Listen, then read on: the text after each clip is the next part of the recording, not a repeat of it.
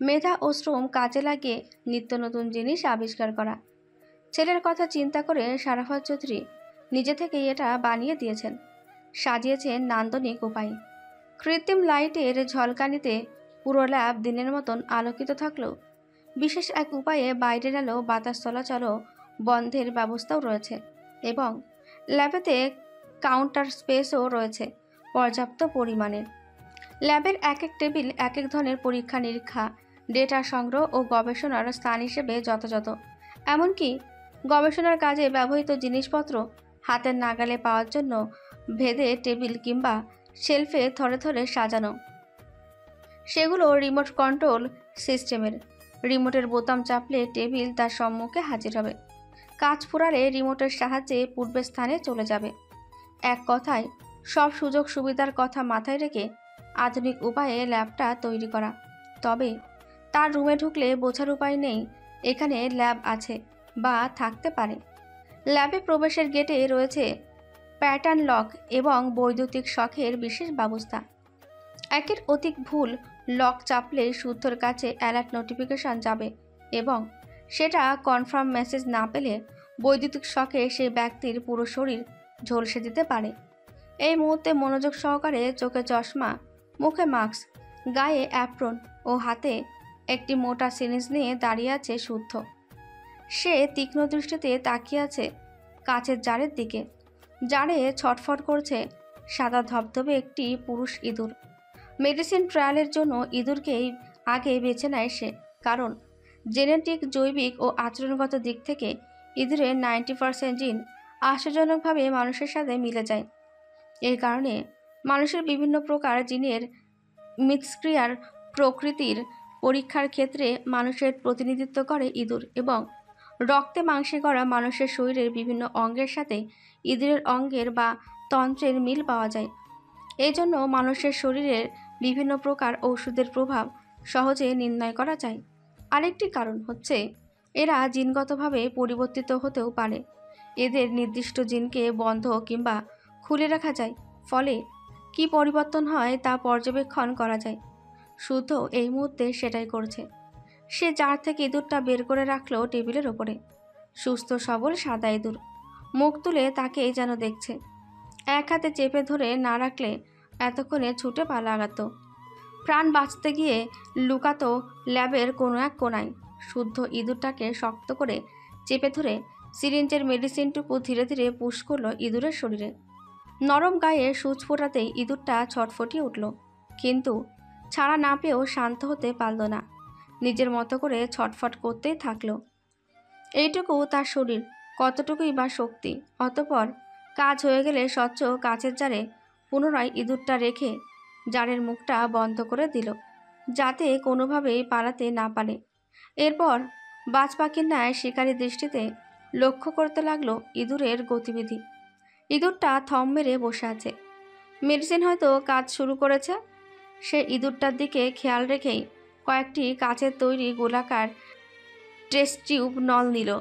অদূরে রাখা কাচের জগের মতো বিকারটিও রাখলো হাতের কাছে।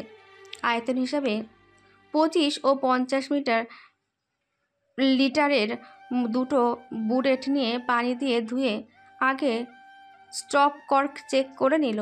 সব ঠিকঠাক দেখে সেটাও রাখলো হাতের নাগালে। তারপর ছোট বড় থরে থরে সাজানো কাচের তৈরি ক্লিনিক্যাল ফ্লাস্কে থাকা সবুজ রঙা তরল পিপেটের সাহায্যে টেস্ট টিউবে রাখল। এসব করতে করতে হঠাৎ খেয়াল করলো ইঁদুরটা এখনও পূর্বের মতোই স্থির আছে, গা এলিয়ে পড়েনি, অর্থাৎ এখনও সুস্থ। কতক্ষণ থাকে এখন সেটাই দেখার বিষয়।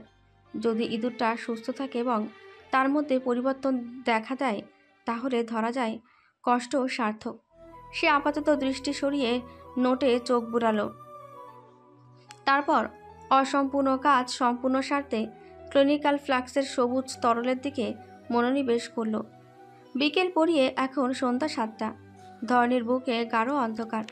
সিরাত সন্ধ্যার নাস্তা হিসেবে গরম গরম সিঙ্গারা ভাজছেন। গরম সিঙ্গারার কথা শুনে ড্রয়িং রুম থেকে ছুটে এসেছে শীতল। মুখভর্তি হাসি নিয়ে অপেক্ষা করছে কখন গরম তেল থেকে সিঙ্গারা তুলে প্লেটে রাখা হবে। আর সে আগে ভাগে নিজের ভাগটা বুঝে নেবে। তাকে দেখে সিরাত আগে সতর্ক করলেন, খুব গরম, খবরদার হাত দিবি না এখন। একটু থামুক, নয়তো হাত মুখ দুটোই পুড়বে। আরে কিছু হবে না, একটু তাড়াতাড়ি তোলো না মেজমা। তুলছি বাবা তুলছি, সবুর কর একটু। সস কোথায়? পাশেই তো রাখা। শীতল সসের পুরো বোতল আর প্লেট নিয়ে সিরাতের পাশ ঘেঁষে দাঁড়িয়ে রইল। তার অবস্থা দেখে সিরাত মুখ টিপে হেসে বলল, হ্যাঁ রে শীতল, এত খাস গায়ে লাগে না কেন তোর? তা তো জানি না। বিয়ের আগে আমিও তোর মতোই ছিলাম, একটু মোটা হওয়ার জন্য কত আফসোস করতাম। কিন্তু বিয়ের পরে না খেলেও শরীর স্বাস্থ্য যেন দিন দিন বেড়েই চলেছে। ডাউট করব তারও উপায়। কেন উপায় নেই কেন? তোর মেজে চাচ্চু ওসব ডায়েট ফাইট একদমই পছন্দ করে না, তার নাকি স্বাস্থ্যবতী গুলুমুলু মোটা বই পছন্দ। এ কথা শুনে শীতল ফিক করে হেসে ফেলল। তাকে হাসতে দেখে সিরাত নিজেও হাসলেন। সিরাত একটু বেশি ফ্রেন্ডলি বিধায় বাড়ির মেয়েরাও তার কোল ঘাসে একটু বেশি। তাকে যে কোনো সমস্যার কথা আগে বলে, সমাধান উপায় চটজলদি। যেমন শীতলী গল্পে গল্পে পিরিয়ডের কথাটা আগে সিরাতকেই বলেছিল। সিরাত সিমিনকে জানিয়েছে। সিতারা শুনে সিমিনের আগে ডাক্তার দেখানো তাড়া দিয়েছে। ছোট মা হাসপাতালে যাবে শুনে সায়ন সিরিয়াল দিয়ে দিয়েছে। তাদের একা ছাড়বে না বলে শুদ্ধ নিজে নিয়ে গেছে। বাইরে থেকে এসে যা এবং ছেলে মেয়ে দুটো খাবে বলে তাড়াহুড়ো করে রান্না সেরেছে সিতারা ও সিরাত। মোট কথা এই পরিবারের সম্পর্কের মেলবন্ধনটা সত্যিই খুব সুন্দর। হিংসা বিদ্বেষ ও আত্ম অহমিকারহীন প্রতিটা মানুষ। ডুবো তেলে সিঙ্গারা ভাজা হয়ে গেলে শীতল প্লেট এগিয়ে দিতেই সিরাত তাকেই আগে তুলে দিল। শীতল পা ঝুলিয়ে কিচেন কেবিনের ওপর বসলো। ফু দিয়ে গরম সিঙ্গারায় কামড় বসিয়ে হাতের সাহায্যে মুখের ভেতরে বাতাস করতে লাগলো। গরমে জিভ পুড়ে যাওয়ার দশা, তবুও সে টুকটুক করে খেতে লাগলো গরম গরম সিঙ্গারা। সিমিন কেবল শাহাদাত চৌধুরীর সঙ্গে ফোনে কথা বলে রান্নাঘরে এসে দাঁড়িয়েছেন। সিরাতকে কিছু বলতে গিয়ে মেয়ের কাণ্ড দেখে কথা ঘুরে ডাব ডাব করে তাকিয়ে রইলেন। মনে মনে নিজের ওপর বিরক্ত হলেন। কিছুক্ষণ দাঁড়িয়েও কি বলতে এসেছিলেন মনে করতে না পেরে শীতলের উদ্দেশ্যে বললেন, শান শুদ্ধ শখ স্বর্ণের আগে এটাকে বিয়ে দিয়ে বিদায় করব আমি। এ কথা বলে উনি পানির জগ নিয়ে চলে গেলেন। নিজের রাগ তো আর নিজের ওপর দেখানো যায় না, তাই শীতলের ওপর রাগাটা দেখালেন। কিছু না করেও দোষ পেতে পেতে শীতলেরও খুব একটা গায়ে লাগে না। তাই সিমিন চলে গেলেই সে মুখ ভর্তি হেসে বিড়বিড় করে জবাব দিল, তাহলে ভালোই হবে, কষ্ট করে গরম সিঙ্গারা ফু দিয়ে খেতে হবে না। বর চিবিয়ে দেবে, আমি শুধু গিলবো। তার কথা শুনে সিরাত হাসতে হাসতে চেঁচিয়ে বলতে গেলেন, এই মেয়ে কি বলে শোনে। সিরাত আর পুরো কথা শেষ করতে পারল না। শীতল মুখ চেপে ধরেছে। সে ইশারা করে মেজমাকে বলতে বারণ করে প্লেট নিয়ে কেটে পড়ল। সিরাতের সিঙ্গারা ভাজা হয়ে গেলেই ড্রয়িং রুমে সবাইকে ডাকলো। সিতারা মনমরা হয়ে চায়ের কাপে চুমুক দিয়েছে। ওনাদের বিয়ের এতগুলো বছর হয়ে গেল, ছেলে মেয়েদের নিয়ে ভরা সংসার, তবুও সারাফাত চৌধুরীর অনুপস্থিতিতে মন ভার হয়ে থাকে। চিন্তা হয় মানুষটার জন্য। বড় জায়ের মুখের দিকে তাকিয়ে সিরাত আর সিমিন চোখাচোখি করে মুখ টিপে হাসল। এ নতুন কিছু নয়। সারাফাত চৌধুরী বিকেলে চলে গেছেন। কাজ শেষ করে হয়তো সপ্তাহখানিক পরে ফিরবেন। উনি না ফেরার অবধি সিতারার মুখটা ততদিন চুপসে থাকবে। সায়ন বাসায় নেই।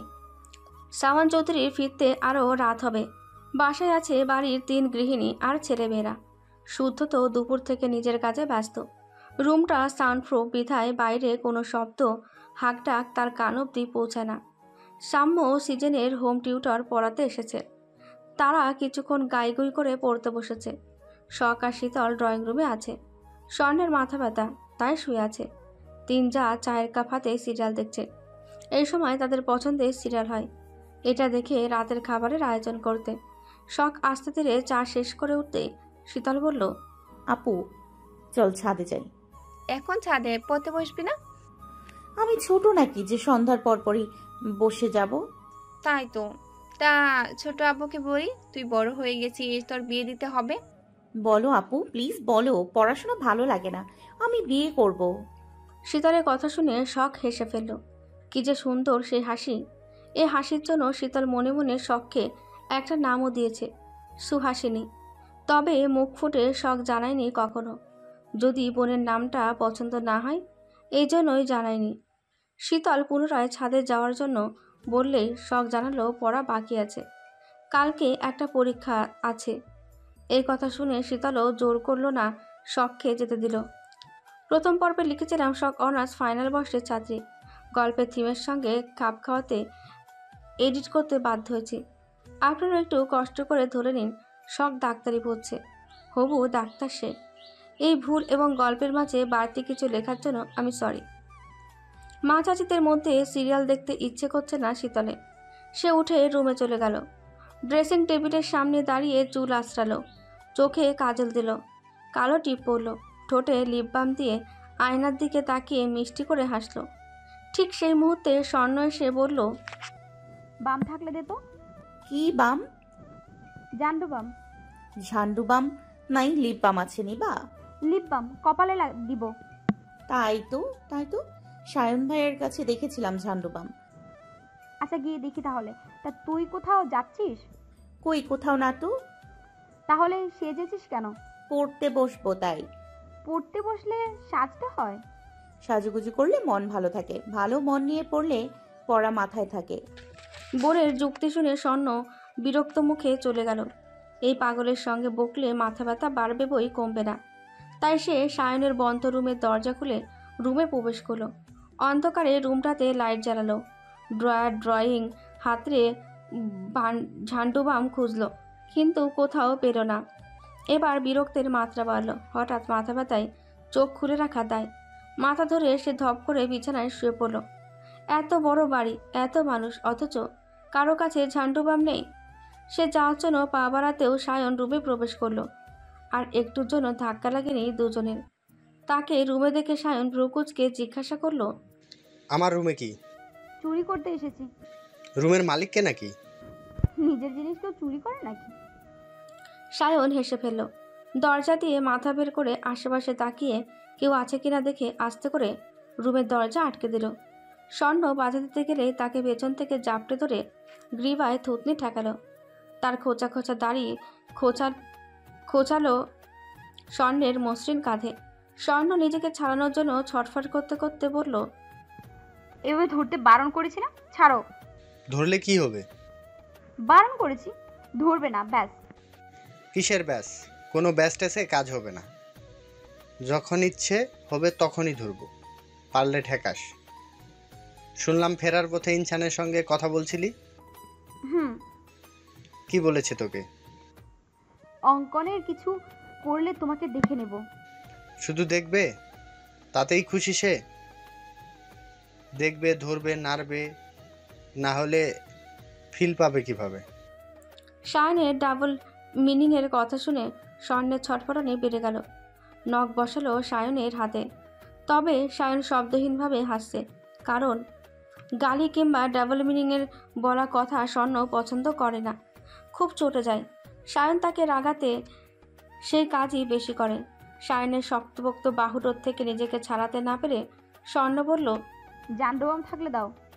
দিতে পারি, তাহলে লিপ কিস করতে দে। দিতে পারি যদি বৈধ সম্পর্কে দলিল মাল আনতে পারে। বিয়ের কথা বলছিস? চল এখনই বিয়ে করি। চুরি করে? আপাতত চুরি করে করি। না, বাসায় জানাও। যতদিন না কেউ রাজি হবে ততদিন দূরে থাকো। তুই খুব পাষাণ, নিষ্ঠুর, সেটা কি জানিস? জানি।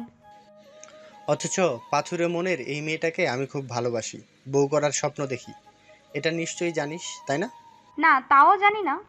কেন জানিস না? কারণ ঘটনা করে জানাওনি কখনো। তাহলে ঘুরে ফিরে আমারই দোষ। ঠিক আছে, মেনে নিলাম। একদিন ঘটা করেই না হয় জানাবো। এই কথা বলে সায়ন স্বর্ণকে আরো শক্ত করে জড়িয়ে ধরল। তারপর তার গালে গলায় আদর রেখে ছেড়ে দিল। বালিশের নিচ থেকে ঝান্ডু বাম বের করে স্বর্ণের হাতে দিতে স্বর্ণ দ্রুত পায়ে বেরিয়ে গেল।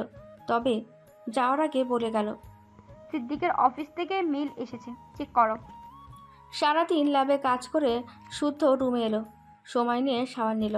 তারপর ফুল কালো ড্রেস আপে রেডি হয়ে বাইকের হেলমেটটা নিয়ে বের হতেই শীতলের মুখোমুখি পড়ল। শীতলও এটো প্লেট নিয়ে বের হচ্ছিল। এত রাতে কী খেয়ে বেরোচ্ছে কে জানে। শুদ্ধকে এত রাতে এভাবে দেখে শীতল মিষ্টি করে হাসল। শুদ্ধর পোশাক দেখে বুঝে গেছে যে শুদ্ধ এখন বাইক নিয়ে লং ড্রাইভে যাবে।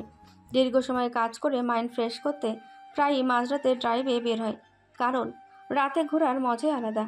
শীতলকে অহেতুক হাসতে দেখে শুদ্ধ এক ভ্রু উঁচু করে তাকালো। শীতল তখন ঠোঁটে হাসি এঁটে বলল, লং ড্রাইভে যাচ্ছেন বুঝি? কেন? গেলে তোর বড় আব্বুকে নালিশ জানাবি? না তা না, তাহলে? বলছি যে আমি এতক্ষণ ধরে পড়ছিলাম, আমারও মাইন্ড ফ্রেশ করা দরকার। আমিও আপনার সঙ্গে যাই। যাবি বলছিস? নিয়ে গেলে খুশি হবি? হুম। যা, রেডি হয়ে আয়। এ কথা শুনে শীতল খুশি মনে দৌড়ে রুমে চলে গেল। তাকে যেতে দেখে শুদ্ধ হেলমেটের ওপর আঙুলের সাহায্যে তবলার মতন করে বাজাতে বাজাতে বিড়বিড় করে বলল, আমার নামে নালিশ? চল একবার। বিপদের চৌরাস্তা থেকে যদি ঘুরিয়ে না আনি তো আমার নামও শুদ্ধ নয়। একথা বলে শুদ্ধ ঠোঁটে বাঁকা হাসি এঁটে ধীরে সুস্থে সিঁড়ি বেয়ে নামল।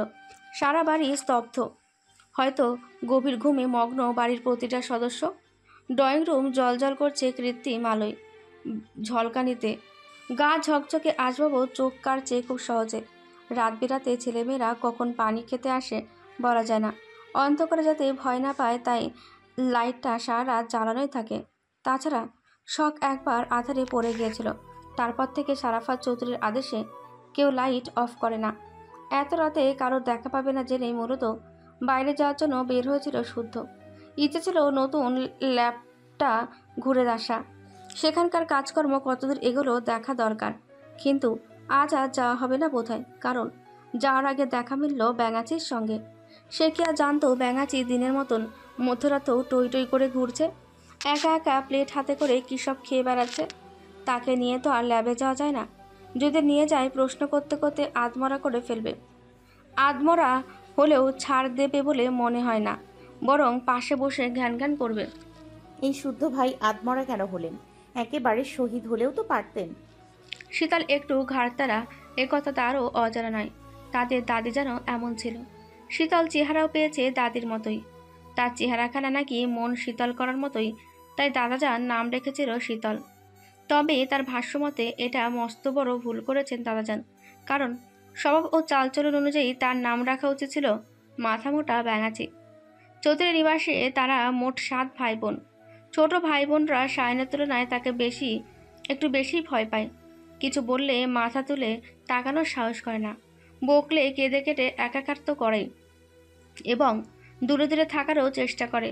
অথচ ব্যাঙাচিকে কিছু বললে চোখ উল্টে তাকায়, একটু বকলে মারলে সেই রেস ধরে সুযোগ বুঝে শোধ তোলারও প্রচেষ্টা চালায়। যদিও শোধ নিতে পারেনি এখনো অবধি। হয় ঘটনাটাই ভুলে যায়, নতবা চেলাকাঠের মারের ভয়ে নিজেকে দমিয়ে নেয়। তবে কথা দিয়ে 2-1টা খোঁচা মারতে ভুল করে না। তবে আজ একটা শিক্ষা দিলেও মন্দ হয় না। এমনিতে তার মর্জি মতন উড়ে উড়ে ঘুরে ঘুরে বেড়ানোর পানিশমেন্ট পাওয়া রয়েছে। ধার রাখা কিংবা ফেলে রাখা কাজ একদমই পছন্দ নয় তার। সুযোগ যখন এসেছে সুযোগ কাজে লাগানো যাক। সে এসব ভাবতে ভাবতেই দেওয়াল ঘড়ির দিকে তাকালো। রাত বাজে 1টা। ল্যাবে শুকনো খাবার থাকায় কাজের ফাঁকে ফাঁকে সেসবই খেয়েছিল, কিন্তু গোসলের পর ক্ষুধা মাথাচাড়া দিয়ে উঠেছে। এখনই কিছু খাওয়া দরকার। এসব ভেবে হাতের হেলমেট চৌকো আকৃতির কাছের সেন্টার টেবিলের ওপর রাখলো। ধীর পায়ে এগিয়ে গেল কিচেনের দিকে। ফ্রিজ খুলে দেখলো পছন্দসই কিছু আছে কিনা। মাংস আর ভাত দেখে সেটাই বের করলো। তারপর ওভেনে গরম করে খাবার প্লেটে বেড়ে নিয়ে নিঃশব্দে চেয়ার টেনে খেতে বসলো। প্রথম লকমা মুখে পড়ে বুঝলো এই রান্নাটা তার মা সিতারা করেছেন। ওনার হাতের রান্নার ঘ্রাণ বলেই দেয় খাবার স্বাদ। সে খেতে খেতে একবার সিঁড়ির দিকে তাকালো। শীতলের আসার নামই নেই। গাদিটা সাজতে বসলো নাকি কে জানে। ধীরে সুস্থে খেয়ে এটো প্লেট ধুতে ধুতে ভাবলো 5 মিনিটের মধ্যে শীতল না এলে চলে যাবে। অযথা সময় অপচয় করা তার স্বভাবে নেই। সে সত্যি সত্যি ঘড়ি ধরে অপেক্ষা করলো। 5 মিনিট পুরো হতেই যখন মাত্র 1.5 মিনিট বাকি, তখন শীতল এলো।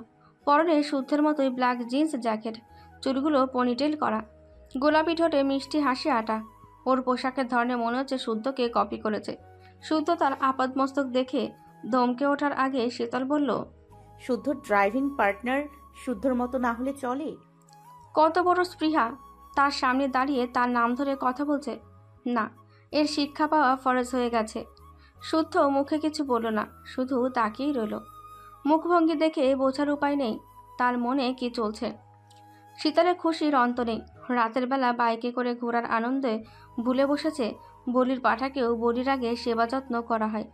তারপর এক কোপে, যদিও শুদ্ধ তাকে বলে দিতে পারবে না, তবে আধমরা করাই যায়। শুদ্ধ বকছে না দেখে সে আরেকটু সাহস পেল। দাঁত বের করে হেসে হাতের হেলমেটটা দেখিয়ে বলল, মাথায় হেলমেট থাকবে, কেউ চিনবে না, চলো যাই। চেঞ্জ করে আয়। শান্ত কণ্ঠে কঠোর আদেশ। তবুও শীতল দমল না, বরং জেদ দেখিয়ে বলল, না। তাহলে রুমে যা। সেম সেম হলে কি হয়? শুদ্ধ জবাব দিল না, তবে ওয়ার্নিং ছাড়া 10 থেকে উল্টে করে গুনতে শুরু করলো। অর্থাৎ 10-এর মধ্যে যেতে হবে, নয়তো তার যাওয়া ক্যান্সেল। অগত্যা শীতল বাধ্য হয়ে রুমে গেল। তবে যেতে যেতে শুদ্ধকে কিছু গালি দিতে ধুতে ধুতে গেল। পরনের লেডিস টি শার্ট বদলে ব্ল্যাক জিন্সের সঙ্গে ব্ল্যাক কুর্তি পরল। ম্যাচিং ওড়না গায়ে জড়িয়ে হেলমেটটাও মাথায় পরে বেজার মুখে বেরিয়ে এলো। এই হেলমেট খুলবেও না, মুখও দেখাবে না। তাকে হেলমেট পরে রাস্তা থেকে শুদ্ধ কিছু বলার আগেই গটগট করে হেঁটে শুদ্ধের আগে পার্কিং লটে গেল। শুদ্ধ তার পেছন পেছন গিয়ে লাইট অন করে বাইক বের করতেই ভেতরে প্রবেশ করলো। সেও গুটি গুটি পায়ে এগোলো। ভেতরে পাশাপাশি দুটো বাইক রাখা, একটা শায়নের একটা শুদ্ধর। শায়নেরটা সাদা কালো মিশ্রণের হলেও শুদ্ধেরটা পুরো কালো। অপর পাশে সারাফাত ও সাওয়ান চৌধুরীর 4 চাকার গাড়ি রাখা। তার এক কোণে শীতলের গোলাপি রঙা সাইকেল।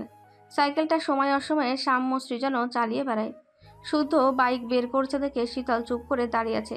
ভেবেছে বেশি কথা বলবে না। সে কথা বললে কেউ কেউ তেলে বেগুনে জ্বলে ওঠে কি না, কিন্তু হঠাৎই একটা চিন্তা মাথায় টোকা মারতেই সে ফট করে বলে বসলো, ভাইয়া, বাইকের শব্দে বাড়ির সবার ঘুম ভেঙে গেলে কি হবে? চোর ভেবে তেড়ে আসবে, দুঘা বসাতেও পারে। শব্দ ছাড়া বাইক বের করা যায় না? যাই, এদিকে আয়, বাইকটা তোর মাথায় তুলে দেই, তুই মাথায় করে গেট অবধি নিয়ে যা। এতে শব্দ হবে না, কেউ জাগবেও না। এ কথা বলে শীতল মুখ ভোতা করে তাকিয়ে রইল। সবসময় বাঁকা কথা না বললে যেন শান্তি পায় না এই লোক। কথার পিঠে খোঁচা মারতেই হবে তার। খোঁচা না মারলে যেন জাত যায়। শীতল মুখে কুরু পাটতেই শুদ্ধ বাইক নিয়ে হেঁটে হেঁটে গেট অবধি গেল। দারোয়ান গেটের সঙ্গে লাগোয়া ঘরটাতে ঘুমাচ্ছে। হঠাৎ গেট খোলার শব্দে উনি ধরফড়িয়ে উঠে শুদ্ধকে দেখে থেমে গেল। আর একটু হলেই এই কোন সারারে বলে গালি দিয়ে বসতেন। ওনার আবার কথার আগে মুখে গালি ছোটে। শুদ্ধ ওনাকে গেট লাগাতে বলে নিজে বাইকে উঠে বসলো। হেলমেট পরল। ফোনে কল এলে কথা শেষ করলো। তারপর মূর্তির মতন দাঁড়ালো শীতলের দিকে তাকিয়ে। তুই তাহলে থাক, আমি নিমন্ত্রণ পত্র ছাপিয়ে আনি। নিমন্ত্রণ পত্র কার জন্য? তোর জন্য। দেখে তো মনে হচ্ছে বাইকে ওঠার জন্য তোকে নিমন্ত্রণ পত্র পাঠাতে হবে। তারপর মূর্তির মতো দাঁড়ানো শীতলের দিকে তাকিয়ে বলল, আবারও অপমান। তবে শীতল কথা বাড়ালো না, বিনা বাক্যে বাইকে চড়ে বসলো। নড়ে চড়ে জামা কাপড় ঠিকঠাক করে সুন্দর করে বসলো। তখন শুদ্ধ বলল, লং ড্রাইভে বের হলে আমার যেদিকে দু চোখ যায় আমি যাই। আজও যাব, এখনো সময় আছে। সমস্যা থাকলে নেমে যা। না, সমস্যা নেই। সত্যি তো? একদম সত্যি। পরে বড় আব্বুর কাছে নালিশ করবি না তো? আমি ভয়টয় দেখিয়েছি, অচেনা রাস্তায় নিয়ে গেছি, জোরে বাইক চালিয়েছি, হ্যান ত্যান কত কি। না না না, কোনো নালিশ করব না, প্রমিস। ওকে। এ কথা বলে শুদ্ধ বাইক স্টার্ট করলো। শীতল খুশিতে ডগমগ হয়ে শুদ্ধের কাঁধের ওপর হাত রাখলো। কারো মুখে কোনো কথা নেই। অনেকদিন পর এভাবে বের হয়ে শীতল আশপাশে তাকিয়ে দেখছে। পাগলাটের সমীরণে উড়ছে তার পরনের ওড়না। হেলমেট থাকায় মুখভঙ্গি বোঝা যাচ্ছে না, তবে সে খুশি, ভীষণ খুশি। এর আগেও সায়নের সঙ্গে বের হয়েছিল, খুব মজা করেছিল দুজন। কত কিছুই খেয়েছিল, ইচ্ছে মতন ঘুরেছিল। ভাবুক শীতল ভাবনার জগতে ডুবে খেয়ালই করেনি বাইকের গতি ধীরে ধীরে বাড়ছে। হাইওয়ে দিয়ে শাসা করে ছুটছে তাদের বাইক। কোথায় যাচ্ছে জানা নেই, যেদিকে যাক তাতেও সমস্যা নেই। আজ মন খুলে ঘুরবে, ঘুরতে ঘুরতে আনন্দ ফুরাবে। তবে এতক্ষণ চুপ থেকে তার পেটের মধ্যে কথাটা যেন তাকে সমানে খোঁচাচ্ছে। খুব অশান্তি লাগছে। সুতো ততক্ষণে হাইওয়ে পেরিয়ে অচেনা পথের পথ ধরেছে। তার বাইকের গতিও আরও একটু বেড়েছে, যেন বাতাসের সঙ্গে উড়ে যেতে চাচ্ছে। বাইকের গতিটা এতক্ষণে খেয়াল করলো শীতল। তাতে তার বুকের ধুকপুকানি শুরু হলো। ভয়ে দু হাতে খামচে ধরেছে শুদ্ধর কাঁধের জ্যাকেট। সে ভয়ে ভয়ে এবার জিজ্ঞেস করলো, আমরা কোথায় যাচ্ছি ভাইয়া? বিপদের চৌরাস্তায়। এ আবার কেমন নাম? কোথায় এটা? শ্মশান ঘাটের পাশে। কি? আপনি আমাকে শ্মশান ঘাটের দিকে নিয়ে যাচ্ছেন? হুম। আমি যাব না, বাইক থামান, নামবো। বাইক থামানো যাচ্ছে না। তা থামানো যাচ্ছে না মানে? বাইকের ব্রেক ফেল। কি কি বলছেন এসব? এখন কি হবে? কি আর হবে, মরে যাব। মরতে ভয় পেলে মরার আগে আমাকে আঁকড়ে ধরতে পারিস। মৃত্যু পথযাত্রী মারা যাচ্ছে ভেবে বেয়াদবি মাফ করে দেব। শীতল হতভম্ব হয়ে তাকিয়ে আছে। বাইকের ব্রেক ফেল মানে আজ আর ভবলীলা সঙ্গ। কোন কুক্ষণে এসেছিল সে? বাইকের ব্রেক ফেল, অথচ এই লোক এখনও এত শান্ত আছে কিভাবে? এর কি মরারও ভয় নেই? বাইক চলছে দ্রুত গতিতে, গতি কমার নেই, ধাপে ধাপে বাড়তেই আছে। শীতল এবার কাঁদতে শুরু করলো। যেভাবেই হোক বাইক থামান ভাইয়া, আমি এখনই মরতে চাই না। মরণ কি বলে কয়ে আসে? আমি সরি রে শীতল, সত্যি বাইক থামছে না। একটা গাছের সঙ্গে দুম করে লাগিয়ে দেন, গুরুতর আহত হতে সমস্যা নেই, কিন্তু এত তাড়াতাড়ি মরা যাবে না। বাংলা সিনেমায় দেখিসনি গাছের সঙ্গে ধাক্কা খেয়ে স্মৃতি হারিয়ে টাল হয়ে পাবনায় যেতে হয়? তোরও যদি স্মৃতি হারিয়ে যায় তখন কি হবে? এমনিতে কথায় কথায় ভাই ভাই করে মুখে ফেনা তুলে হে দিয়ে মরিস। স্মৃতি হারিয়ে আমাকে যে আব্বা ডাকবি না, এর গ্যারান্টি কে দেবে? তুই নাকি তোর বাপ? পাগল, স্মৃতিহারা হয়েও বাঁচতে চাই আমি। বাঁচান আমাকে, কে আছো, বাঁচাও। শীতল ভয়ে কাঁদতে শুরু করেছে, আর শুদ্ধ চেয়ারের আড়ালে হেসে যাচ্ছে। এই মুহূর্তে সে টের পাচ্ছে হাসি চাপিয়ে রাখাও খুব কষ্টের কাজ। এদিকে শীতল বাঁচাও বাঁচাও করে সমানে চেঁচিয়ে যাচ্ছে। তবে নির্জন অন্ধকার রাস্তা, বিধায় কেউ শুনছে না। তারা এমন এক রাস্তাতে এসেছে, কোনো গাড়িও দেখা যাচ্ছে না। বাইকটা তখনও পূর্বের গতিতেই চলমান। এত জোরে বাইকটা চলছে, শীতল তার ভারসাম্য বজায় রাখতে হিমশিম খাচ্ছে। মনে হচ্ছে এক্ষুনি হাত ফসকে পিছছাড়া রাস্তায় আছড়ে পড়বে। সে ভয়ে শুদ্ধর পিঠে মাথা ঠেকিয়ে শক্ত করে আঁকড়ে ধরে বিড়বিড় করে সুরা পড়ছে। তার অবস্থা দেখেও শুদ্ধ বলল, শীতল, বামে তাকা।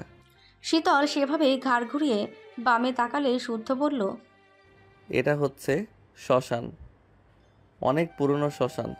এখানে কত মানুষের আত্মা ঘুরে বেড়াচ্ছে কে জানে।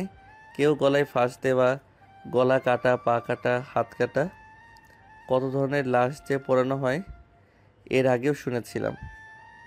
সিংহরাশির এক পথিক এই পথ দিয়ে যাওয়ার সময় তার গায়ে ফাঁসির আত্মা ভর করেছিল। পরে সে আত্মা নাকি পথিককে জ্যান্ত অবস্থাতেই জ্বলন্ত চিতায় দাঁড় করিয়ে পুড়িয়ে মেরেছিল। একে তো ঘুটঘুটে অন্ধকার চারিপাশ, একদম লোকশূন্য এলাকা। শ্মশান শুনে গা ভার হয়ে আসছে। শীতল আরেকটু শক্ত করে শুদ্ধের জ্যাকেটটা খামচে ধরে চোখ জোড়া বন্ধ করে নিল। ভয়ে ঘেমে উঠেছে তার হাতের তালু, গলা শুকিয়ে কাঠ।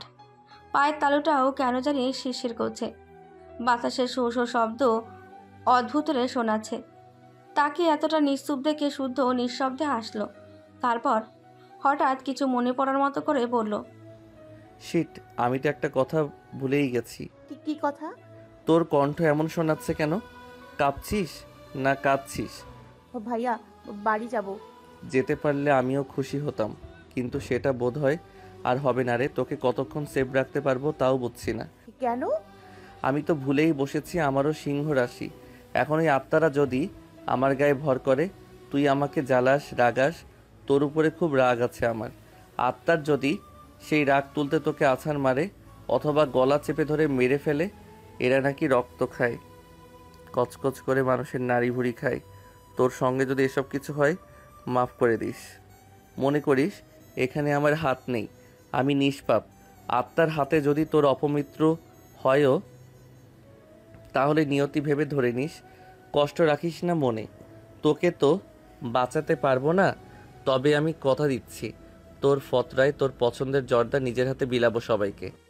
শীতল ঠোঁট ভেঙে কাঁদছে, বারবার নাক টানছে। ভয়ে পরনের কুর্তিটা ভিজে উঠেছে। ঘায়ে চ্যাটচ্যাট করছে।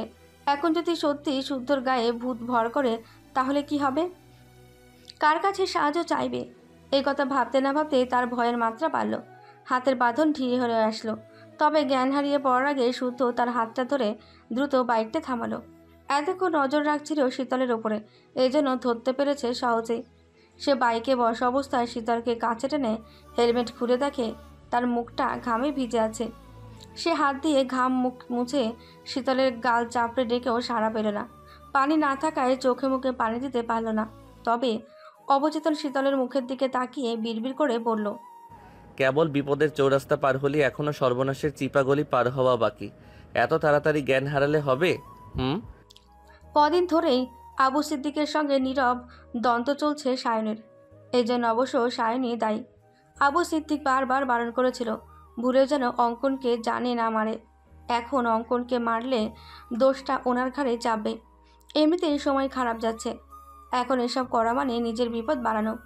কিন্তু সায়ন সে কথা শোনেনি, বরং সে অঙ্কনকে নির্মলভাবে জবাই করেছে। তারপর শুধু অঙ্কনের মাথাটা পার্সেল করে তার বাবার কাছে পাঠিয়েছে। কোনো রাজনীতিবিদ ছেলের কাটা মাথায় পেলে বসে বসে আঙুল চুষবে না নিশ্চয়ই। অঙ্কনের বাবাও বসে নেই, পাগলা কুকুরের মতন খুনিকে খুঁজে বেড়াচ্ছে। ওপর মহলের আদেশে পুলিশও বসে নেই। আবু সিদ্দিকের দলে একমাত্র সায়ন এভাবে মানুষ মারতে পারে, মারে। এই সন্দেহের বশে পুলিশ আজ সিদ্দিকের কাছে এসেছিল। ভ্রান্তভাবে হুমকি দিয়ে গেছে সামনে নির্বাচন। এখন যদি এসব কেস ঘাড়ে পড়ে জনগণ কি ভোট দেবে? ভোটের আগেই তো জনগণ আঙুল তোলা শুরু করবে। সায়নের এমন বাড়াবাড়িতে ভীষণ চটে আছে আবু সিদ্দিকী। উনি এসব নিয়ে কথা বলতে সায়নকে ইমেল করেছে। স্বর্ণের কথায় ইমেল চেক করে সায়ন পার্টি অফিসে এসেছে। পায়ের ওপর পা তুলে বসেছে ঠিক আবু সিদ্দিকের মুখোমুখি। পাশে দাঁড়িয়ে আছে কনক। সায়ন যদি আবু সিদ্দিকের ডান হাত হয় তো কনক বাম হাত। তবে অজ্ঞাত কারণে কনক সায়নকে সহ্য করতে পারে না, কারণ সায়নের থেকে সে বেশি দিন আবু সিদ্দিকের সঙ্গে আছে। অথচ সিদ্দিক তার কাছে মত নেওয়া দূর, কিছু শেয়ারও করে না। এই রাগে সায়নের ভুল ধরে বারবার সিদ্দিকের কান পড়া দেয় সে। কিছুক্ষণ আগেও দিয়েছে। সিদ্দিক চেয়ারে বসে জ্বলন্ত সিগারেটের দিকে তাকিয়ে আছে। সায়ন বসে বসে কাঁচা ছোলা খাচ্ছে, খোসা রাখছে চকচকে টেবিলের ওপর। তার এহেন কাজে সিদ্দিক ঠান্ডা স্বরে বলল, কিছুদিনের জন্য গা টেকা দে সায়ন। কার বাল ছিঁড়তে? কারোই না, আপাতত নিজের বাল বাঁচাতে গা ঢাকা দে, নয়তো তোর পুলিশ বাপ এসে তোর বাল উপরে নিয়ে যাবে। আসুক, আমিও তাদের বাল ছিঁড়ে বোঝা বেঁধে হাতে ধরিয়ে দেব। মুখে মুখে কথা বলায় সিদ্দিক বিরক্ত হলো, বুঝতে দিলে না। তবে মনে মনে সায়নকে গালি দিতেও ভুল করলে না। সায়নের এমন দাপট দেখে কনকের গা পিত্তি জ্বলছে। এই ছেলে নিজেকে কি ভাবে কে জানে। তবে এই মুহূর্তে সে চুপ থাকতে পারল না, তাই দাঁতে দাঁত চেপে বলল, মারার কি খুব দরকার ছিল? মারলি পার্সেল পাঠাতে গেলি কেন? ওকে মারার ক্যাডা উঠছিল তাই মেরেছি, তাতে তোর বাপের কি? সায়ন, বাপ তুলে কথা বলবি না। বলবো, যা পারিস করে নিস। তাদের তর্কে এবার ধমকে উঠলেন সিদ্দিক। টেবিলের ওপর শক্ত থাপা বসিয়ে হেসে বললেন, তুই মেরেছিস, এসব ঝামেলা তুই সামলাবি। এর এক ফোঁটা দায় যেন আমার ঘাড়ে আসে। এই কথা বলে উনি হনহন করে বেরিয়ে গেল। সায়ন পায়ের উপর পা তুলে তখনও কাঁচা ছোলা চিবোতে ব্যস্ত। পরনে 2 কোয়ার্টার ক্যাভার্ডিন প্যান্ট ও টি শার্ট। শারীরিক গঠন দেখে মনে হচ্ছে ভদ্রসভ্য কোনো চকলেট বয়, যার মধ্যে হিংস্রতা নেই। রাগ ও ক্ষোভ শব্দের সঙ্গে পরিচিত নয় সে। সে শান্তিপ্রিয় শান্ত মানুষ। আজ আর বাসায় ফিরবে না। ইনসানের একটা ব্যবস্থা করতে হবে। ছেলেটা বড্ড বেশি লাফাচ্ছে। পা না কাটলে তার লাফানো থামবে না বোধহয়। সমস্যা নেই, তার ব্যবস্থাও সে নিজে করবে। সিদ্দিক বেরিয়ে যাওয়ার পর কনকও বের হতে গেলেই শাইন বলল, আমার ফোনে উকি মারার সাহস আর দেখাস না। প্রথমবার ভুল বলে মাফ করলাম, দ্বিতীয়বার উকি মারার চোখটাই রাখবো না। ভুলে যাস না, আমি ছেলে ভালো, তয় মানুষটা খুব খারাপ। কনক মনের রাগ চেপে কথাগুলো শুনে চলে গেল। সায়ন পায়ের ওপর পা তুলে এখনও ছোলা খেতে ব্যস্ত। কাঁচা ছোলা রোজ খায়, ভালোই লাগে তার। তখন তার ফোনে মেসেজ টোন বাজলো। মেসেজ চেক করে দেখে স্বর্ণ একটা ঠিকানা দিয়ে মেসেজ করেছে। Best of luck. সায়ন হাসল, বড়ই চমৎকার সেই হাসি। তারপর ছোলা চিবাতে চিবাতে প্যান্টের কোমর বরাবর হাত রেখে পিস্তলটা ঠিকঠাকভাবে গুজল। ঘাড় ঘুরিয়ে ঘড়িতে সময় দেখে স্বর্ণকে রিপ্লাই করলো। ধন্যবাদ হ্যাকার সাহেবা, আপনার কাজে আমি বিমোহিত, অভিভূত। অপেক্ষা করুন, বাসায় ফিরে কড়া চুমুর ট্রিট দিব। হ্যালো, কে বলছেন? হ্যালো। ফোনের ওপাশে নিশ্চুপ নীরবতা, তবে মৃদু শব্দে বাজছে উইন্ড চাইমে টুংটাং শব্দ। শখ কথা বলে মন দিয়ে শব্দটা শুনল। বাতাস বইছে, সেই বাতাসে উইন্ডো চাইম মিষ্টি সুর তুলেছে। সে কোথায় যেন শুনেছিল। উইন্ড চাইমে টুংটাং শব্দ নেতিবাচক শক্তি দূর করে ইতিবাচক শক্তি প্রবাহিত করে, মন খারাপ দূর করে। সে কথা ভেবে শব্দটা কানে আসা মাত্রই কথা ভুলে ফোন কানে ধরে বসে রইল। মন দিয়ে শুনল। কলদাতাও বোধহয় এটাই চেয়েছিল, তবে কথা না বলে চুপ করে থাকা এক প্রকার অভদ্রতা। তাই আরও কয়েকবার হ্যালো হ্যালো করে সাড়া না পেয়ে কলটা কেটে দিল। মাঝরাতে চেনা অচেনা কেউ ফাজলামি করছে ভেবে পড়ায় মন দিল। পড়তে পড়তে হঠাৎ একটা ঘটনা মনে পড়ল। শীতলের ঘুম না এলে পাশের রুমে শুয়ে ফোন করে বকবক করে, তো একদিন মধ্যরাতে তাকে ফোন করে বলেছিল, এই আপু, তাড়াতাড়ি আমার রুমে এসো তো। কেন, কি হয়েছে? সিলিং ফ্যানটা অফ করে যাও, শীত লাগছে খুব। এজন্য পাশের রুম থেকে আমাকে ডাকছিস? আমি উঠতে পারবো না, অলসতা আমাকে জাপটে ধরেছে। তুমি এসো, না এলে ঠান্ডায় নিউমোনিয়া হলে সব দোষ তোমার। সেদিনও জেগে পড়ছিল বিধায় গিয়ে অফ করে এসেছিল। সে কথা মনে করে শখ হাসল। বিড়বিড় করে পড়তে পড়তে পুনরায় তার ফোন বেজে উঠল। সেই নাম্বার থেকে কল এসেছে। ধরবে না ভেবে পড়তে পড়তেই দেখল পরপর কল আসতেই আছে। একবার, দুইবার, তিনবার করে 12 বারের বেলায় কল রিসিভ করতেই অপর পাশ থেকে কেউ বলল, তুমি এত পাষাণ কেন গো মেয়ে? বেখেয়াল আমার মন চুরি করলে, ঘুম কেড়ে নিলে, এরপর তোমাকে পার নেশাটুকু সর্বাঙ্গে ছড়িয়ে দিলে। এখন না পাচ্ছি শান্তি, না একদণ্ড এখন না পাচ্ছি স্বস্তি, না একদণ্ড শান্তি। পুরো তুমিটা বিশ্রীভাবে আমার মনে গেঁথে গেছো। চোখ বন্ধ করলেও তোমাকে দেখি, আর চোখ খুললেও তুমি। কেন এমন হচ্ছে? কি করেছি আমি? কি দোষ আমার? কেন ভেবে বিপাকে ফেললে আমায়? এমন করাই লাগতো? না করলে কি অধর্ম হয়ে যেত? পুরুষালী ভারী কণ্ঠস্বর শুনে শখ কান থেকে ফোন সরিয়ে নাম্বারটা চেক করলো। অচেনা নাম্বার, তবে ভয়েস শুনে চেনা চেনা লাগছে। মনে হচ্ছে পূর্বেও মানুষটার সঙ্গে কথা হয়েছে, শুনেছে এই ভয়েস। সে কে, আর এসব বলার মানে কি? তাই সে জবাব দিল, কে বলছেন? তোমার প্রেমে হাবুডুবু খাওয়া এক হতভাগা নাবিক। হিয়ালি কথা আমার একদমই পছন্দ নয়, তাই যা বলে সরাসরি বলুন। আর ভদ্র ঘরের ছেলেরা পরিচয় না দিয়ে কাউকে কল করে এইসব কথা বলে না। একদিন ভদ্র সভ্যই তো ছিলাম, থাকতে দিলে কই। যাই হোক, এখনো চিনতে পারোনি আমায়? না। আনহাব বলছি, বিকেলে দেখা হলো, কথা হলো, এরই মধ্যে ভুলে গেলে? এবার চিনতে অসুবিধা হলো শখের। এজন্য বোধহয় ভয়েস চেনা চেনা লাগছিল। কিন্তু এই লোক নাম্বার কোথায় পেল? সাহস দেখাতে ফোনও করেছে, তবে লোকটা তার বড় ভাইয়ের চেনা হলো। তার কাছে মানুষটা সম্পূর্ণ অচেনা, আর অচেনা কারোর সঙ্গে রাত বিরেতে তার কথা থাকতে পারে না। তাছাড়া ইতিমধ্যেই মানুষটার মনোভাব বুঝে ফেলেছে। এরপর আর তাকে পাত্তা দেওয়ার প্রশ্নই আসে না। হ্যাঁ, পৃথিবীতে কোটি কোটি মানুষের বসবাস। এত এত মানুষের ভিড়ে হঠাৎ কাউকে ভালো লাগতেই পারে, মন হারিয়ে অপরিচিত জেনে আপন আপন লাগতেই পারে। তাই বলে মনের বিরুদ্ধে গিয়ে কাউকে সঙ্গে সঙ্গী করা অযৌক্তিক। তাছাড়া এসব বেহায়াগিরি চৌধুরী নিবাসের মেয়েদের সঙ্গে যায় না। মনে মনে এই কথা ভেবে কল কেটে ফোন সাইলেন্ট করে ফেলল। ফোনের আলো জ্বললেই চোখ যাচ্ছে দেখে ফোনটা উল্টে করে রেখে দিল। এই ব্যাপারে কিছু বলার নেই, তাই কথা বাড়ানো বৃথা। কথার মাঝে কল কাটতে দেখেই আহনাব একের পর এক কল দিতেই থাকলো, কিন্তু শখ রিসিভই করলো না। তাই অনেকগুলো মেসেজ করলো। এরপরই কল দিতে গিয়ে বুঝলো তার নাম্বার শখের নারীর ব্ল্যাক লিস্টে ঠাঁই পেয়েছে। তবে কেন জানি তার রাগ হলো না। ব্যালকনি থেকে উঠে রুমে গিয়ে হাত পা ছড়িয়ে বিছানায় শুলো। ঘাড় ঘুরিয়ে পাশের শূন্য জায়গাটা দেখল। তারপর ঠোঁট কামড়ে হেসে ফোনের গ্যালারিতে থাকা অপরূপ সৌন্দর্যের অধিকারী একটা মেয়ের ছবি বের করলো। খুঁটিয়ে খুঁটিয়ে মন দিয়ে দেখল, কি চমৎকার তার চোখ, নাক, ঠোঁট, হাসি। ইস, এই পুতুলটা কবে তার হবে? জাপটে ধরে বুকের সঙ্গে মিশিয়ে রাখতে পারবে। নিজের মনের ভাবনা দেখে সেবার নিজেই হেসে ফেলল। তারপর মিটিমিটি হাসতে হাসতে ছবির মেয়েটাকে উদ্দেশ্য করে বিড়বিড় করলো, এই যে মিষ্টির মুখের মিষ্টি মেয়ে, একটু ভালোবাসতে এত বাধা কিসের শুনি? এত দূরত্ব যে ভালো লাগে না। কাছে এসো আমার হও, আমার অবুঝ মন পুড়িয়ে আর পাষাণ হয়েও না গো।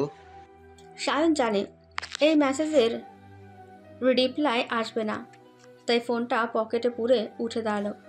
পার্টি অফিস প্রায় সারা রাত খোলা থাকে। পোলাপান মিটিং করে, আলাপ আলোচনায় বসে, কখনো আমোদ ফুর্তিতে মাতে। সায়ন ছোলার খোসা ছাড়িয়ে মুখে পুরে বাইক নিয়ে বেরিয়ে গেল। পরপর ফোনে নোটিফিকেশান না এলেও বুঝলো কার মেসেজ হতে পারে। সে চৌধুরী নিবাসের পাশাপাশি মোড়ে এসে দেখে কেউ একজন দাঁড়িয়ে আছে।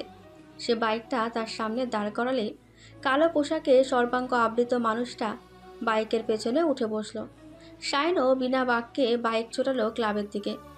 পেছনে বসা মানুষটা চুপচাপ দেখে সায়ন লুকিং গ্লাসে একবার তাকিয়ে চমৎকার করে ডাকলো, শো কোডের টেক্সট। পেয়েও সে কিছুই মনে করে না। ছটপট করে উঠে রিক্সা ডেকে উঠে বসে। রাগে হিতাহিত জ্ঞানশূন্য সে। রিকশায় বসে সে সায়নের ফোনে কল করে জানতে চায় সে এখন কোথায়। সায়ন সেদিন একটা মিছিলে ছিল, তার ফিরতে দেরি হবে, কারণ মিছিল শেষে পার্টি অফিসে যাবে। একথা শুনে স্বর্ণ সায়নের বারণ অমান্য করে পার্টি অফিসে যায়। সায়নের বরাদ্দকৃত রুমে অপেক্ষা করে। সে সায়নের বোন জেনে কেউ কিছু বলার সাহসও করে না, বরং চা কফির সাথে নাস্তা এনে রেখে যায়। আর পার্টি অফিসে আসার কথা কনক সায়নকে জানায়। একথা শুনে সায়নও ছুটে আসে তাৎক্ষণিক। এসে রাগে থরথর করে কাঁপতে কাঁপতে জিজ্ঞাসা করে, একা এখানে কেন তুই? পায়ের নলা কাটতে হবে। স্বর্ণ অগ্নিদৃষ্টিতে তাকিয়ে থাকে সায়নের চোখের দিকে। চোখ মুখ লাল হয়ে আছে অস্বাভাবিকভাবে। আজ তার চোখে মুখের অবস্থা দেখে সায়ন ভ্রুকুটি করে তাকিয়ে রইল। সাংঘাতিক কিছু ঘটেছে আন্দাজ করে নিল, নয়তো কড়া বারণ থাকা সত্ত্বেও এখানে আসার ভুল স্বর্ণ করবে না। একথা ভেবে সে নিজেকে শান্ত করল। স্বর্ণের মুখোমুখি চেয়ারে বসল। ঝকঝকে গ্লাসে ঢেকে রাখা পানি এগিয়ে দিয়ে বলল, কেউ কিছু বলেছে? আমি তোমার বেড গরম করি, তোমার সঙ্গে শুই, বীর্য ছাড়া আর কি কি দাও আমাকে? এর জবাব আগে দাও আমাকে। ক্ষিপ্ত স্বরে বলা এ কথা শুনে শয়নের কপাল কুঁচকে গেল। সে একবার দরজার দিকে তাকিয়ে পুনরায় স্বর্ণের দিকে দৃষ্টিপাত করল। এ কেমন কথা? স্বর্ণ শীতল ছোট চাচার মেয়ে হলেও শখে যতটুকু ভালোবাসে তাদেরকেও ততটুকুই ভালোবাসে। নিজের আপন বোন বলে সে কখনো শখে আলাদা কিছু দেখেনি, আলাদা করে শাসনও করেনি। যখন যা দিয়েছে 3 বোনকে একসঙ্গে, যে যা চেয়েছে সময় করে এনে দিয়েছে। অথচ আজ স্বর্ণের মুখে এই কথা শুনে রাগের বারুদ বাড়ল। উঠে গিয়ে স্বর্ণের গাল চেপে ধরে আগুন ঝরা কণ্ঠে চিবিয়ে চিবিয়ে বলল, কে কি বলেছে? বাড়তি চোপা দেখাবি না, একদম মূল পয়েন্টে আয়। কে বলেছে এইসব? কে বলেছে তাদের আমি চিনি না আমি। তবে কেন বলেছে এর কৈফিয়ত তোমাকে দিতে হবে, নয়তো বাবাকে অন্য বাসা নিয়ে আর কথা বলতে বাধ্য হব। আবার বাড়াবাড়ি করছিস স্বর্ণ, এখন বাড়ি যা, আমি দেখছি। অকারণে কেন আমাকে এসব বলা হলো? তোমার কারণে কেন এসব শুনবো আমি? তোমার কাজের দায় নেব না আমি? ঠিক 24 ঘন্টার মধ্যে তাদের শিক্ষা দিবে, নয়তো আমি বড় বাবাকে জানাতে বাধ্য হব। বাড়ির মেয়েদের রাস্তায় এভাবে অপদস্থ করার কথা শুনে সাফারাত চৌধুরীও বসে আঙুল চুষবে না নিশ্চয়ই? আশ্চর্য তো, আমি এসব বলতে বলছি নাকি? স্বয়ং নিজে এসব বলছি তোকে। হুদাই চোটপাট দেখাচ্ছস কাকে? এমন কাজ করো কেন যে কাজের রেশ ধরে বাড়ির মেয়েরা পথে ঘাটে অপদস্থ হতে হয়? সেই কৈফিয়ত তোকে দিতে হবে? প্রয়োজনে তাই দিতে হবে। সায়ন এ কথার জবাব না দিয়ে চোয়াল শক্ত করে শুধু তাকিয়েছিল। স্বর্ণ তার রাগটুকু উগরে দিয়ে বাড়ি ফিরে রুমের দরজা বন্ধ করে বসেছিল। পরে সায়ন খোঁজ খবর নিয়ে সেই ছেলেগুলো কি করেছে একমাত্র সেই জানে। তারপর থেকে সায়নের সঙ্গে কথা বলতো না, পাশে বসতো না, কিছু দিলে নিত না, এমনকি ঈদের সেলামি দিলে ছুঁয়েও দেখতো না। অনেকে খেয়াল করেছিল, ওদের দুজনকে জিজ্ঞাসা করলে জবাব পাওয়া যায়নি কারো থেকে। সামান্য একটা ঘটনায় সম্পর্কের অবনতি হচ্ছে দেখে একদিন সায়নী তাকে ডেকে পাঠায়, সরি বলে। জবাবে স্বর্ণ অকপটে বলে বসে, আমাকে তোমার সঙ্গে নাও। তার কথা শুনে সায়ন হেসে ফেলল। হাসতে হাসতে তার ভেজা চুলে ব্যাক ব্রাশ করতে করতে হেয়ালি সুরে বলল, সঙ্গে নেব মানে? রাজনীতিতে নাম লেখানোর কথা বলছিস নাকি? হুম। না নিলে? পরিবার আলাদা হওয়ার চমৎকার দৃশ্য দেখতে নিজেকে প্রস্তুত করো। থ্রেট দিচ্ছিস? ধরে নাও তাই। যে নোংরা ঘৃণা করছিস সেই নোংরা গায়ে মাখতে উঠে পড়ে লাগলি কেন হঠাৎ? কি উদ্দেশ্য তোর? কি ঘোটা পাকাচ্ছিস তুই? তুমি রাজি? চৌধুরী বাড়ির মেয়ে রাজনীতি করবে স্বপ্নেও ভাবতে পারিনি আমি। বাবা জানলে কি হবে বুঝতে পারছিস? স্বর্ণ জবাব দেয়নি, আবার নিজের জেদ থেকে তাকে টলানো যায়নি। এক প্রকার বাধ্য হয়েছিল সায়ন স্বর্ণের জেদের কাছে হার মানতে, এবং সেও শর্ত জুড়ে দিয়ে বলেছিল, কাজের স্বার্থে যা করার করবি, তবে আড়াল থেকে। যত যাই হোক, সর্বসম্মুখে কখনো তোর নিজের পরিচয় সামনে আনতে পারবি না। স্বর্ণ রাজি হয়েছিল। এরপর থেকে সুযোগ বুঝে স্বর্ণের সঙ্গে রাজনীতির আলাপ করত। ল্যাপটপে ছবি দেখিয়ে চেনাতো কে কার বিপক্ষ দল, কে কেমন, কে কোন কাজের সঙ্গে জড়িত। মাঝে মাঝে হোমওয়ার্কের মতো টাস্ক পূরণ করতে হতো, আর বেশিরভাগ টাস্ক হতো কারো সম্পর্কে তথ্য কালেক্ট করা। মোট কথা, সায়না বুঝতো না তাকে দিয়ে কী কাজ করাবে, কী কাজ করলে সবার চোখের আড়ালে থাকবে স্বর্ণ। পরে অনেক ভেবে প্রফেশনালভাবে হ্যাকিং শেখায়। মাসের পর মাস মন দিয়ে হ্যাকিং শেখে সে। বর্তমানে সে তুখর হ্যাকার। তার কাজ সায়নের চিহ্নিত করা আইডি কিংবা ফোন হ্যাক করে সেই ব্যক্তির দুর্বলতা খুঁজে বের করা, তারপর একটি ফাইল তৈরি করে সেসব সায়নের হাতে তুলে দেওয়া। আর সায়ন তীক্ষ্ণ বুদ্ধি খাটিয়ে সেগুলোকে কাজে লাগিয়ে রাজনীতির ফিল্ডে একাই নিজের জায়গা তৈরি করেছে। কারণ রাজনীতি করতে গেলে সর্বপ্রথম নিজের পায়ের তলার মাটি শক্ত করা জরুরি, নয়তো ফিল্ডে টিকে থাকা মুশকিল। আর এভাবে দিন যাচ্ছে, সময় কাটছে, ধীরে ধীরে ক্ষমতাও হাতে এসেছে। তবে এসব করতে করতে তারা কেউ টের পায়নি তাদের সম্পর্কের বদল ঘটেছে। অজান্তেই মন দেওয়া হয়েছে, ভালোবাসা নামক জালে ফেসে গেছে, মোহ কেটে মায়াতে জড়িয়েছে। এসব যখন টের পেয়েছে, কেউ আর লুকানোর চেষ্টা করেনি, বরং অকপটে স্বীকার করেছে, গ্রহণ করেছে একে অপরের ভালোবাসাকে। বাড়ির সকলের সামনে থেকে চালাচ্ছে লুকোচুরি প্রেম। প্রেমের সঙ্গে রাজনীতির মাঠে দাপিয়ে বেড়াচ্ছে, একজন সশরীরে উপস্থিত হয়ে আরেকজন আড়াল থেকে শক্তি হয়ে। বাইকে বসা অবস্থায় শুদ্ধ এখনও শীতলকে ধরে আছে। তার চোখে মুখে একরাশ বিরক্তি ঝরে পড়েছে। শীতলের চোখ বন্ধ, ধীরে ধীরে নিঃশ্বাস পড়ছে। এতক্ষণ ধরে থাকতে থাকতে হাতও ব্যথা হয়ে গেছে। এদিকে শীতলকে ধরে গেলে বাইক পড়ে যাবে, বাইক সামলাতে গেলে তার হাত ফসকে শীতল পড়ে যাবে। এই কোন বিপদ! কিন্তু এভাবে কতক্ষণ থাকা যায়? সে আরেকবার শীতলের গাল চাপড়ে ডাকলো, সাড়া নেই, নড়চড় নেই। তাই সে আশপাশে তাকাতে তাকাতে বলল, বাড়ির কেউ একসঙ্গে বের হতে দেখেনি। দারোয়ানকে না হয় টাকা দিয়ে ক্যাচ আপ করা যাবে। এক কাজ করি, আপদটাকে এখানেই ফেলে যাই। শিয়ালে এসে মাংস খেয়ে ফেললে হাড়গোড় লুকানো ব্যাপার না। এই কথা বলে তাকে ছাড়তে গেলে শীতল খপ করে শুদ্ধ দুহাত আঁকড়ে ধরল। ভয়ত চোখে তাকিয়ে মাথা নাড়িয়ে তাকে ছাড়তে বারণ করলো। তারপর হেসকি তুলে কাঁদতে কাঁদতে বলল, কি করেছি আমি? সব সময় আমার সঙ্গে এমন করেন কেন? তুই না অজ্ঞান ছিলি? না, আপনি শুধু শুধু ভয় দেখাচ্ছিলেন, তাই অজ্ঞান হওয়ার ভান ধরেছিলাম। এ কথা শুনে শুদ্ধ দাঁত দিয়ে তার নিজের ঠোঁট কামড়ে একটু উঁচু করে তাকিয়ে রইল। সে আগেই বুঝেছিল শীতল অভিনয় করছে, কারণ আর যাই হোক, অবচেতন মানুষের চোখের দুই পাতা তিরতির করে কাঁপে না। সত্যি সত্যি ফেলে দিচ্ছে কিনা দেখার জন্য মিটমিট করে চোখ খুলে না। সে এই নিয়ে কথা না বাড়িয়ে শীতলকে ইশারা করে বাইক থেকে নামতে বলল। শীতল আশেপাশে তাকিয়ে নামলো। শুদ্ধ বাইক স্ট্যান্ড করে পকেটে হাত গুজে সামনের দিকে হাঁটা ধরল। তাকে হাঁটতে দেখে শীতলও তার সঙ্গে পায়ে পা মিলিয়ে মিনমিন করে বলল, বাড়ি যাব না? যা, আমি কি ধরে রেখেছি? একা একা কিভাবে যাব? বাতাসে উড়ে উড়ে যা, নয়তো আত্মার পিঠে ভর করে যা। কথায় কথায় এমন খ্যাচ খ্যাচ করলে সঙ্গে নিলেন কেন? আমি নেইনি, তুই স্বেচ্ছায় সঙ্গে এসেছিস।